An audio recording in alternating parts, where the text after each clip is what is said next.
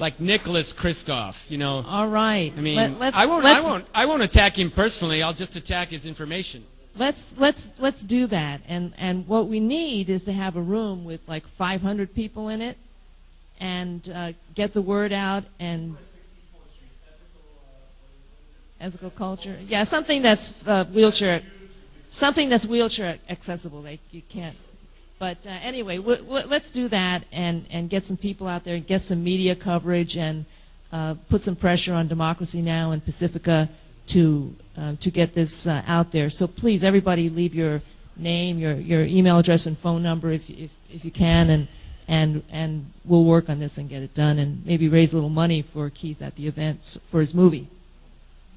Thank you. Thanks, Sheila. And your computer. I would definitely like a computer.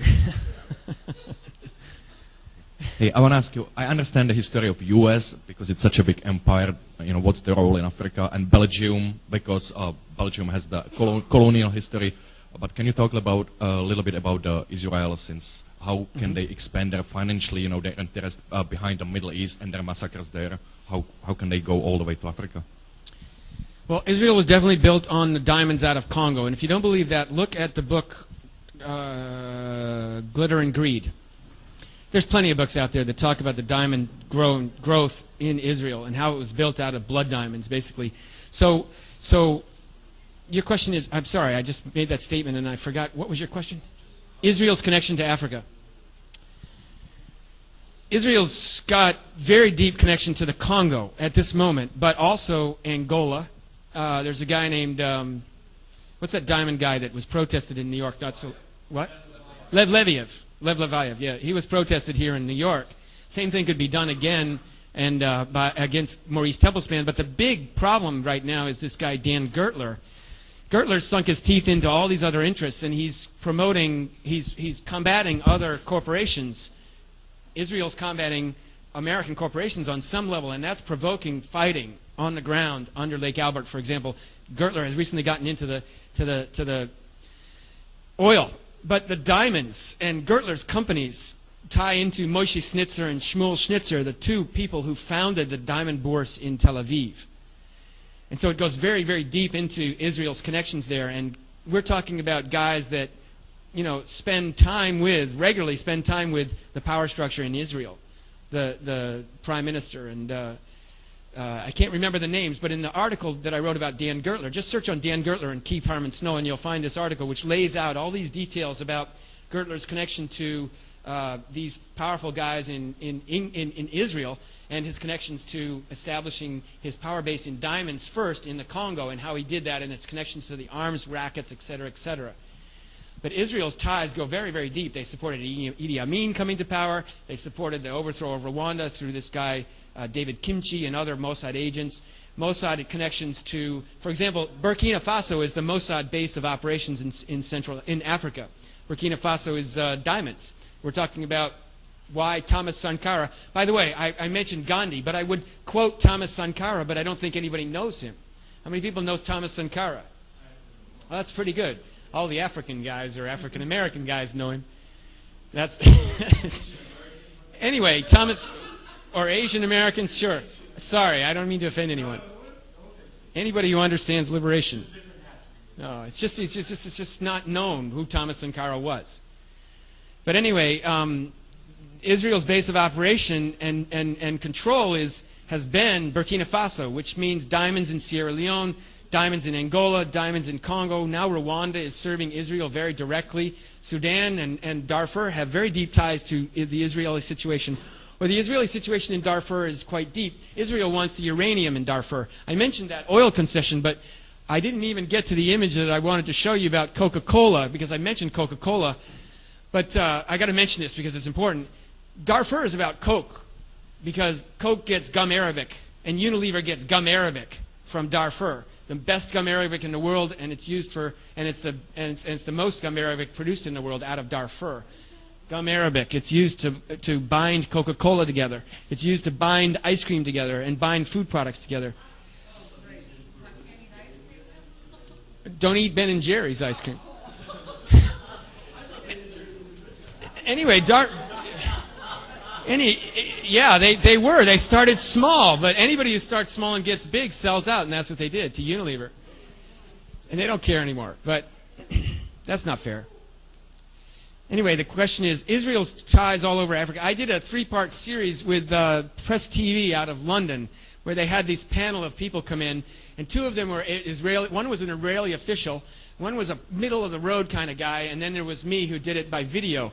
And I challenged them about Israel's interests in Africa, and this guy from Israel was just denying everything left and right. So I have that series, and people should watch it because I get deeply into the connections because I researched it before going on TV, you know, in London. No, it's not available there, but if my website were finished and I could afford to finish it, I could put it up there, but that's the problem. Anyway, so Israel's connections are very deep and unappreciated. You know. Can you hear me? Israel's sending weapons into the Congo, for example, left and right. Israel's sending in UAVs, unmanned aerospace vehicles. They're one of the biggest markets for UAVs in the world. They're being produced out of Israel. Sorry. It's okay. It's okay. It's all appreciated. Paul Kagame is everywhere. Like New African Magazine, international conferences. It's like the white people and this like Rwanda mafia that's running around Geneva. They have him painted like he's some sort of black Moses or something. And like recently they had the elections in Rwanda, and then there was some information about how the opposition was being treated out there. And then a lot of people said that that information had become public because Paul Kagame was saying some pro-Chinese influence in Africa stuff. But I, for some reason, have a feeling that that's not quite the story. It's kind of like how you look at how they made Lee Harvey Oswald look red and how people get like sheep dipped. I was just wondering if, like, from your, you know, saying from what you know, if you think I might be on the right track with that. China's issue of China, you know, how many people know that the Dalai Lama was supported by the CIA? Yeah. Pretty good crowd. Anybody who doesn't know that, it's a piece of information you might want to understand when you look into Buddhism.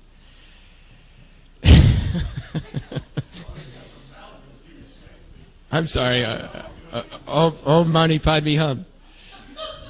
The point is, the United States and China have been at war. You know, it's red China. It's still red China. It's biggest growing economy on the planet. China's definitely backing Paul Kagame at this point. But it's a what do you call it? A positive feedback loop. The more things that Paul Kagame does that oppress people in Rwanda that get leaked out, because so many people have learned what's happened in Rwanda. Obviously, so many people have no idea. But that it's harder and harder to cover up for Paul Kagame's atrocities, especially when, for example, this report is released that's claiming that Rwanda committed genocide possibly in the Congo.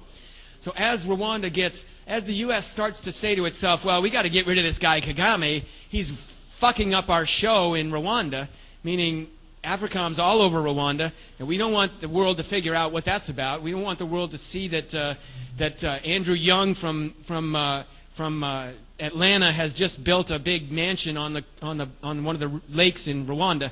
They don't want that truth to get out. Kagame is going down. It's just a question of when. So as Kagame's crimes become more and more exposed and he becomes more and more a liability to the United States, they start to put more and more pressure on him. For example, somehow Victoire Ingabire, the opposition leader who went from the Hutu, who went from Belgium back to Rwanda, she's in prison, but she's alive. Most people don't survive that journey. They go back to Rwanda, they stand up in public and say anything about the Hutus being the victims of genocide, they're dead. She's alive. Somebody supports her. Somehow Kagame is not able to eliminate her as directly as he'd like. But the oppression against her and the impossibility of covering up the oppression by the Rwandan government becomes more and more significant to the point where Kagame sees that he's on the way out. What is he going to do? He's going to move to people who are going to support him, just like Idi Amin moved to Libya, and Idi Amin started working with the Soviets when he became a problem for the United States and Britain. So Kagame's turned to China. China's supporting Kagame more and more. It feeds itself. The United States claims China's behind the atrocities in the Congo or in Sudan, It never mentions its own involvement, points the finger at China, and at the same time blames Kagame. Kagame's going down. Kagame's playing the game. That's what's going to keep Kagame around, is his connections to China. But China's not any better than the United States in these issues.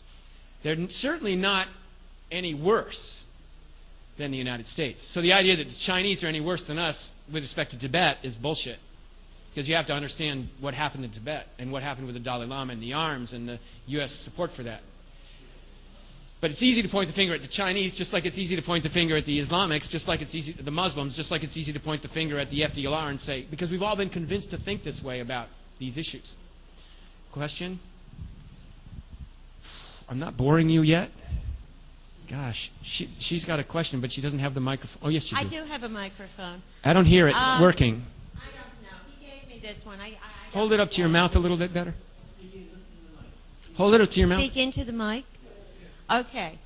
I'd emailed you via Sheila about movements on the ground. And what I meant about that is that a long time ago, after World War II, when there were movements of national liberation from the colonial powers, there was enormous feelings of solidarity with these national liberation struggles in Africa. Africa was seen not as just a people in struggle, but a people with a literature, a people with music, a people with a culture. And there was enormous feelings of solidarity. And then, of course, with neo-colonialism, that began to die out in a certain way, but not completely.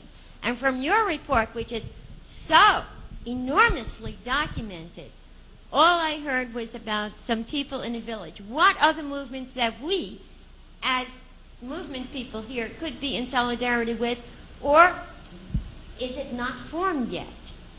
The other question, I don't want you to neglect my first question for this. Did you say Why don't you let me answer one at a time? Yeah. I won't neglect your second question, unless I forget you.